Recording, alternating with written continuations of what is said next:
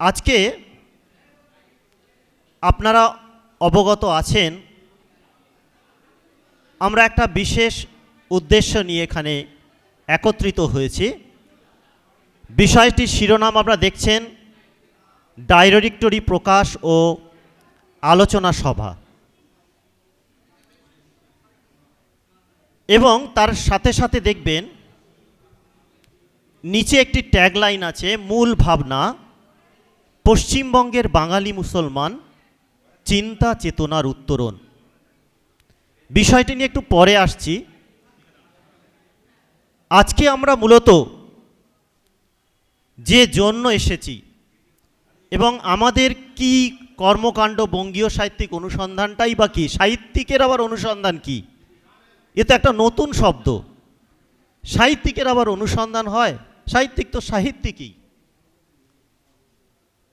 আমাদের মনে হয়েছে যে যারা প্রচারের আলোয় আছেন, যারা মূল সারিতে আছেন, যারা শহরে থাকেন, তারা হয়তো আমাদের কাছে অনেকেই পরিচিত, কিন্তু একটা বিশাল জনসমষ্টি, বিশেষ করে যারা উদীয়মানা নিভৃতচারী, তিল তিল করে জ্বলে জ্বলে যারা সাহিত্যকে জ্বালিয়ে রেখেছে, তাদেরকে বোধহয় আমরা সেইভাবে আলোকিত করে তুলতে পারিনি।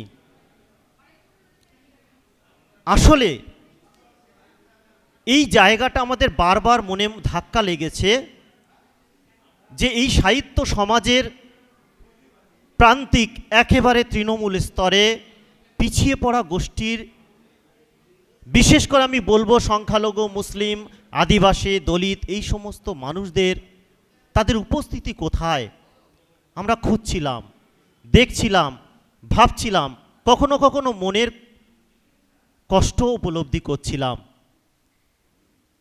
যে আমরা যে সমাজে বেড়ে উঠেছি সেই সমাজের প্রতিনিধিত্ব কই, তাকে থেকে তো আমরা সাহস পাব, এগিয়ে যাওয়ার বাসনা মনে জাগবে, কিন্তু কই, তাকে তো খুঁজে পাচ্ছি না।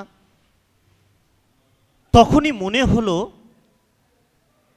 কোথাও বা একটা অনুসন্ধানের প্রয়োজন আছে।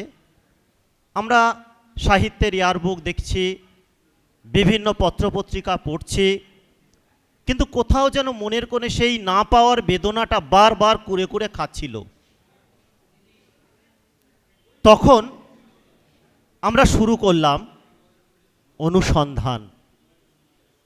নাম দেয়া হলো বঙ্গীয় সাহিত্যিক অনুসন্ধান সমিতি। হ্যাঁ, এই আয়নায় বঙ্গের সমস্ত মানুষ, সমস্ত কলমচারী সবাই স্বাগত, কিন্তু তবু আমরা বলি একটু যারা নিভৃতচারী, যারা পিছিয়ে আছে, যারা প্রান্তিক গোষ্ঠীর, তাদেরকে যদি আমরা সামনে একটু এগিয়ে আনতে পারি, তাহলে বোধহয় সামগ্রিকভাবে এই বঙ্গ সাহিত্য আরও ফুলে ফলে সমৃদ্ধ হয়ে উঠবে। সেখান থেকেই ভাবনা বঙ্গীয় সাহিত্যিক অনুসন্ধান সমিতি, এবং সেই জায়গা থেকে আমরা ছোট্ট ছোট্ট করে আমাদের সামর্থ্য অনুযায়ী এবছরের ভিত্তিবর্ষে আমরা ধরেছি যে এখানকার যারা সংখ্যালঘু মুসলিম, তাদের কি সাহিত্যিক প্রতিনিধিত্ব নেই? সেই গতানুগতিক নজরুল, সেই গতানুগতিক যারা যাদের নামগুলো উচ্চারিত হই, কিন্তু পাঠ্য সিলেবাস হয়তো তাদেরকে খুঁজে পাই না। সত্যি কি তাই এই চিত্রটা? সেখান থেকে আমাদের এই ভিত্তিবর্ষের ধারণা সাহিত্যিক ডাইরেক্টরি। হয়তো আমরা অনুসন্ধান করতে পারিনি সকলকে আমাদের সীমিত ক্ষমতার মধ্যে। জানেন, এর একটা বিশাল কাজ, যেখানে প্যাট্রোনাইজের দরকার, যেখানে পাশে থাকার দরকার, এবং আমরা তো উদীয়মানা আন করা, আমরা তো এই সবে 80-র দশকে বেড়ে ওঠা তরুণ তুর্কি। আমরা একটু আপনাদের সহযোগিতা চাইছি। আমাদের উপলব্ধি যেটুকু হয়েছে আমরা প্রকাশ্যে বলছি যে এই উপলব্ধিটুকু হয়েছে, আমরা এটা করতে চাইছি, ভুল হলে ভুল, ঠিক হলে ঠিক ধরিয়ে দেবেন, কিন্তু আমাদের মনের ভিতরে যে কষ্ট, বেদনা, সেই জায়গা থেকে এই উত্তরণ ভাবনা। এবং আগামী বছর আমাদের ভিত্তিবর্ষ হচ্ছে দলিত এবং আদিবাসী সাহিত্যিক অনুসন্ধান, সেটারও আজকে শুভ সূচনা আমরা করব। আমাদের সামর্থ্য অনুযায়ী আমরা যতটা পারি এগিয়ে যাব। আপনাদেরকে পাশে চাইছি, পরামর্শ চাইছি, দিক নির্দেশনা চাইছি, ভুল হলে ধরিয়ে দিবেন। সেই জায়গা থেকে আজকে এত ভালো লাগছে যে তরুণ তুর্কিদের ডাকে আপনারা যেভাবে বরিষ্ঠ মানুষেরা বিভিন্ন প্রান্ত থেকে আমাদের কাছে এসেছেন, ডাকে সাড়া দিয়েছেন, আমাদের শক্তি এবং সাহস দ্বিগুণ বৃদ্ধি হয়েছে এবং আগামী দিন চাইলে আরও অনেকটা পথ আমরা পাড়ি দিতে পারি, সেই সাহস এই মঞ্চ বলে দিচ্ছে। চলুন এগিয়ে যাই, আমরা দেখি কতটা করতে পারি। আজকে খুব মনে পড়ছে এই সাহিত্যিক অনুসন্ধান করতে করতে আমরা কিছু মানুষকে হারিয়ে ফেলেছি। বিশেষ করে করোনা মহামারীকালীন অনেক সাহিত্যসাথী বাংলা আমাদের ছেড়ে চলে গেছে। বিশেষ করে বলবো আমাদের এই সাহিত্য সংগঠনের প্রথম দিকে যুক্ত হয়েছিলেন আসরার আহমেদ রুমির কথা। এই মানুষটাকে আমরা ভুলতে পারবো না। এবং চলতে চলতে আরও অনেক মানুষকে হারিয়েছি। গত পরশু দিনের আগের দিন একজনকে মাটি দিয়ে আসলাম ভাঙড়ের পোলেরহাটের শ্যামনগরে, আব্দুর রব খান সাহেব। রাহিলা পত্রিকা এবং তার সবচেয়ে বড় কথা, তিনি একজন বড় মনের মানুষ। কষ্ট হচ্ছিল তার ছেলে কি কান্না কাঁদছে, কিন্তু জানাজার নামাজ যে একটা শিক্ষা ও সাহিত্যের অঙ্গন হয়ে উঠতে পারে এ সাক্ষী আমি কোনোদিন হইনি। সেই জানাজার নামাজে ওনার এক ছাত্র উঠে বলছেন যে ইনি মানুষটি কার কাছে কেমন জানি না, কিন্তু তিনি জানাজার নামাজে বলছেন যিনি যখন মনসা মঙ্গল পড়াতেন, তিনি যখন চর্যাপদ পড়াতেন, আমরা মুগ্ধ হয়ে শুনতাম। ভাবুন, একটা জানাজার নামাজে সম্প্রীতির কত বড় বার্তা তিনি রেখে গেছেন, এটা আমি ইতিহাসে কোনোদিন দেখিনি। ফলে এই যে চেতনার উত্তরণ, এইটাকে আমরা যতটা পারি এগিয়ে নিয়ে যেতে চাই। এবং আমরা আরও অনেক সাহিত্য সাথীকে হারিয়েছি, তাই অনুষ্ঠানের শুভ সূচনা লগ্নে সেই হৃদয়ের যে ব্যথা বেদনা, প্রিয় মানুষদের হারিয়ে যাওয়া, তাদেরকে স্মরণ করার জন্য জাস্ট 30 মিনিট আমরা নীরবতা পালন করব। সবাই একটু কাইন্ডলি দাঁড়িয়ে যাবেন। 30 সেকেন্ড, একদম 30 সেকেন্ড একটু দাঁড়িয়ে যাবেন প্লিজ। শেখ জাহির আব্বাসকে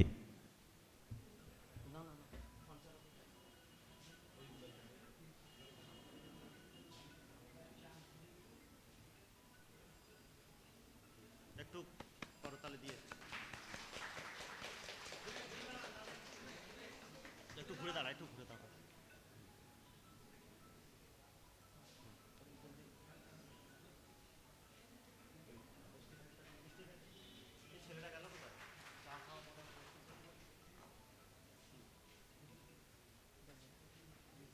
এটা প্যাকেটে দিতে হবে, পরে নিয়ে নিচ্ছি। ঠিক আছে, ঠিক আছে, ধন্যবাদ। বঙ্গীয় সাহিত্যিক অনুসন্ধান সমিতির সমস্ত আত্মজনকে গভীর শ্রদ্ধা জানাই, ভালোবাসা জানাই। একটা বই প্রকাশের অনুষ্ঠানে বাংলার বিভিন্ন প্রান্তে, শুধু বাংলা নয়, বাংলা ছাড়িয়ে ঝাড়খণ্ড থেকেও মানুষ আসছেন, এটা একটা ইতিহাস। বাস্তবিক পক্ষে যে একটা সত্যি সত্যি ভবিষ্যৎ এর পথ নির্মাণ হচ্ছে, সেটা আমরা যারা ভিতরে ভিতরে আছি খুব গভীরভাবে অনুভব করছি। আমি আব্দুর রব খান সাহেবের একটি কবিতার কয়েকটা লাইন বলি, খুব প্রাসঙ্গিক। মানুষের সমুদ্রে আমরা বেঁচে আছি, ঢেউ উঠলেই উত্তাল আবেগে নাচি। এসো বন্ধু দেখে যাও সমুদ্রের উচ্ছ্বাসী ঢেউ, স্রোতের আবর্তে ছোটে নীরব নিথর নয় কেউ। যদিও তিনি নীরব নিথর হয়ে গেছেন, তবু আসলে মানুষ তো কর্মী মানুষ, এইভাবেই তো থেকে যান। তার আজকের এই অনুষ্ঠানে উপস্থিত থাকার কথা ছিল, আমরা তাকে শ্রদ্ধার সঙ্গে স্মরণ করেছি। তার প্রতি গভীর প্রণতি জানিয়ে আমি এখন আমাদের বঙ্গীয় সাহিত্যিক অনুসন্ধান সমিতির স্থায়ী সভাপতি এবং আজকের সভার যিনি সভাপতিত্ব করবেন মুন্সি আব্দুল কাসেম স্যারকে মঞ্চে আসার জন্য আহ্বান জানাচ্ছি। আমি আহ্বান জানাচ্ছি আজকের অনুষ্ঠানের প্রধান অতিথির আসন যিনি অলঙ্কৃত করবেন, তিনি আমাদের সবার পরিচিত প্রিয় একটা মানুষ, আমাদের দিশারি বলতে হবে, তিনি জাহিরুল হাসান। তাকে মঞ্চে আসার জন্য অনুরোধ জানাই। এই সময় এই বঙ্গের রোকেয়া পরবর্তী যুগের যে বিদুষী নারীর কথা সবার আগে আসে, তিনি মিরাতুন নাহার। তাকে আহ্বান জানাই যদি এসে থাকেন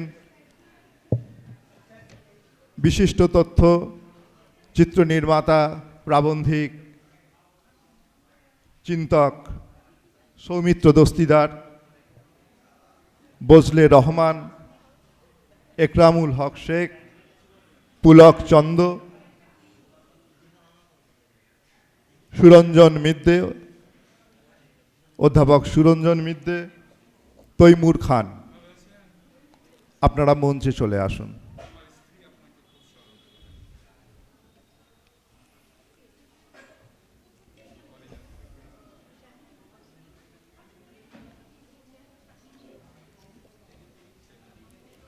কাসেম সাহেবের নাম প্রস্তাব করছি।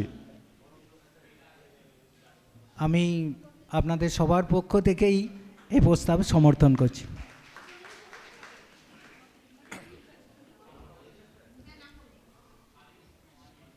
আমরা সবাই জানি মুন্সি আব্দুল কাসেম তিনি একজন শিক্ষক, শিক্ষাবিদ এবং তার সবথেকে বড় পরিচয়